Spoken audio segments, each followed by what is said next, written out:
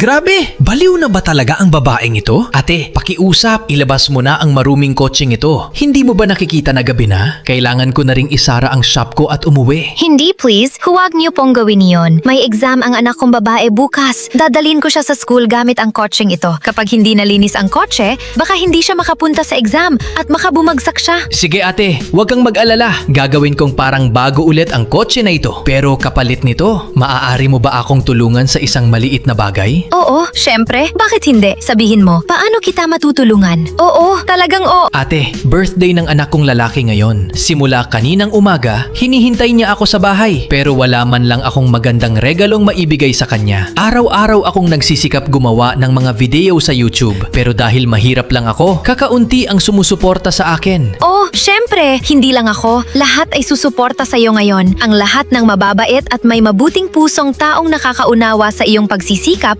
ay siguradong magla-like sa video na ito, magsusubscribe sa channel at magko-comment ng happy birthday para batiin ang iyong anak ng maligayang kaarawan. Maaari mo ba akong suportahan kahit kaunti? Maraming salamat ate. Tingnan mo, parang brand new na ulit ang kotse mo.